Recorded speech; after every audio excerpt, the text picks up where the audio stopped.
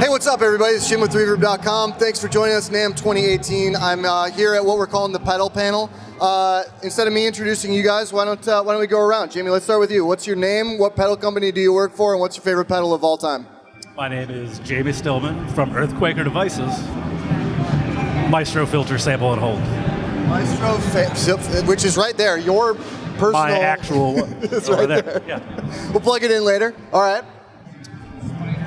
Josh Scott, JHS Pedals. Favorite pedal of all time is probably the DM2.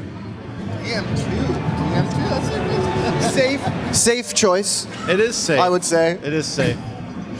I'm Brian Wampler, Wampler Pedals. I used to work for Josh, but he fired me. And yeah, I like overdrives and stuff. Nice.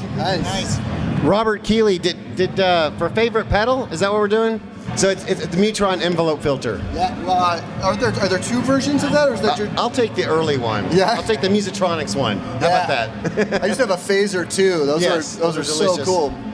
All right. Well, where should we begin? Are you guys seeing any like trends or anything at this show?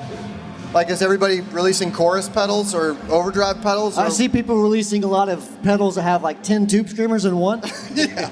That seems to be... Nine. That's where it's at, guys. And it's 9. Well, we're doing 10. Yeah. That's our next pedal, 10 tube screamers. Well, I'm going to do 11. Beat that. I think 2018 is the year of overdrive for most of us at any rate. So it's kind of fun getting back to some of the basic sounds because you get to revisit them and you go, why was I thinking that way a long time ago? So you get a chance to spice things up a little bit. So that's what we're doing this year. Jamie, you're a dirt pedal guy. How many Yes. dirt pedals have you made in your life? At least 100. I've made at least 100 dirt pedals. Most of them are fuzz faces. All of them. Even the ones that are tube screamers are fuzz faces. But that's also our new pedal this year is an overdrive. I'm actually shocked by what I saw. Are you? I thought it's very, I don't know. Green. It's like straight ahead. It is very, very straight ahead. You know what I mean? Yeah, I know what you mean. I think of you and I hear things up in the swirls and the... Yeah, I feel like people have the impression of us as being somebody crazy, but I have anxiety from people thinking that we make crazy pedals for the other people who are actually making crazy pedals. Right. So I don't know. I'm in a bad place right now. Yeah, so I saw it. I'm More excited vodka. to try it for sure. But so I mean, yours is an homage to the tube screamer. You know, Jamie's is dare I say, transparent overdrive. It's very transparent. It's very transparent. You can barely hear it. It's not even real. So I mean, the difference is a tube screamer a transparent overdrive too? What's a transparent overdrive? Can anyone answer? Yeah, I guess transparency is, that's like turning it off. You know what I mean? Yeah. I mean, we like to say it has this woody, chewy tone, but it's so transparent. What? Yeah. You can't do both. Yeah. Yeah, I'm always surprised, like, with the Klon thing, I'll see people running the Klons they're very dirty in their setting, and it's like all mid-range, and they say it's transparent. Right. So I guess the tube screamer can be transparent if someone says it is. Sure. If you want it to be. No. Let's talk about In true line. bypass. Let's talk about true bypass. Yeah. Yes, and buffering. True bypass and buffering. Why should I have a buffer?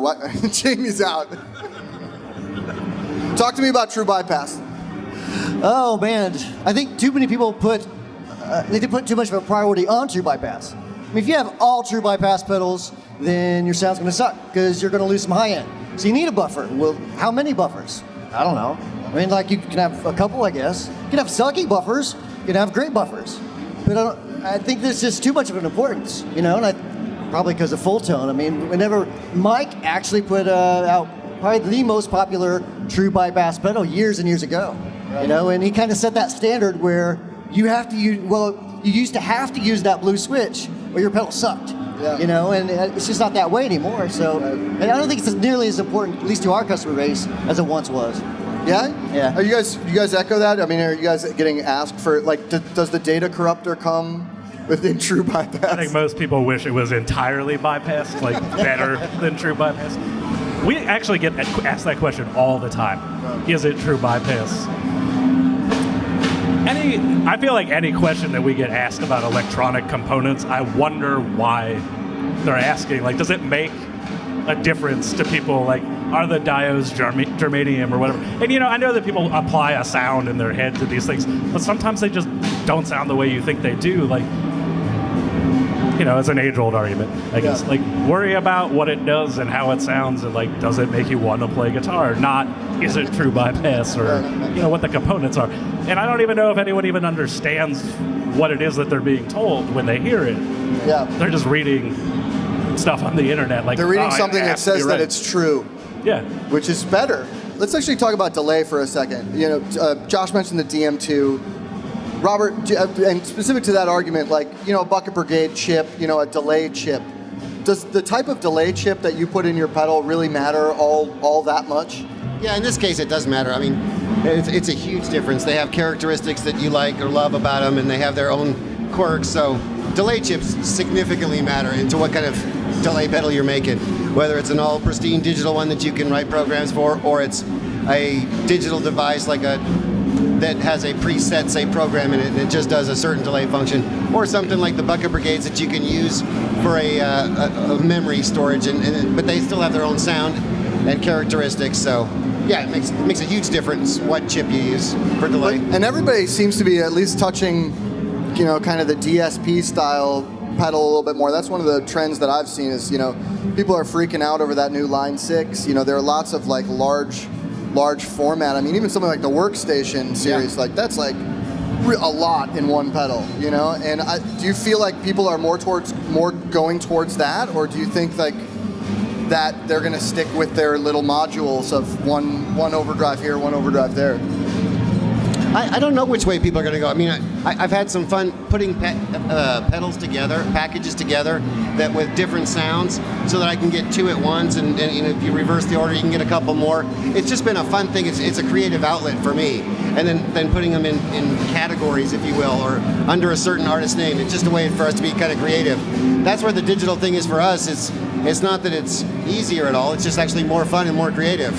Yeah, you can do a lot more with it. Yeah, than you can with analog. Yeah. I think like his workstations are a cool mixture. I still think people are always going to want their single pedals, but I think if you get into trends, like you're asking about trends, I think over the last several years, no one as much cares about what's digital or analog in a lot of ways. Yeah. Just like they don't care anymore necessarily about through-hole or surface mount. And 10 years ago, that was like, you're crucified over that. And now it's kind of like, does it sound good or not? I see a lot more of that. I don't know if you guys experience that. I actually see the opposite. We still have a lot of customers who will say, is this surface mount? Because we all know that it doesn't sound as good. That's great. We never get asked that. And we're like all surface mount. In fact, there was a video with Phil McKnight where I kind of came to your defense, because he was like comparing, you opened up your pedal, and it was surface mount, and he kind of was saying that it might be perceived as not being as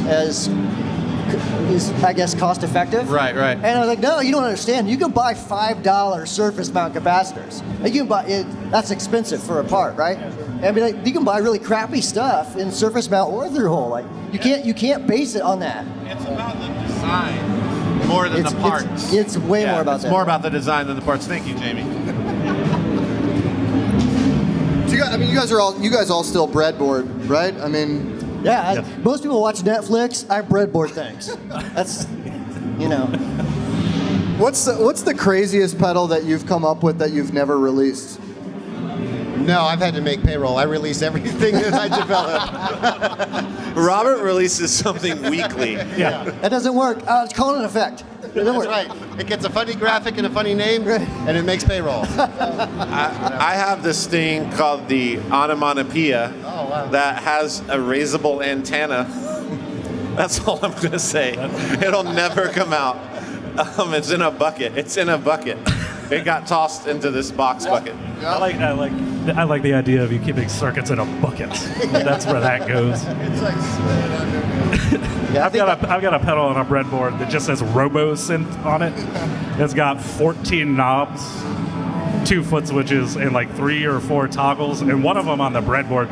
I posted a picture of it on my Instagram. The switch is like 4 feet off the thing because I had to put the wires all over the place, and it sounds like shit. Yeah, I was gonna say that sounds like a pedal. It sounds It's like great. garbage sounding pedal, but it does weird random stuff that makes me keep coming back to it, and then I'll play with it for an hour and be like, oh god, this is terrible. It's made on a voice chip for Godzilla toys. Yep.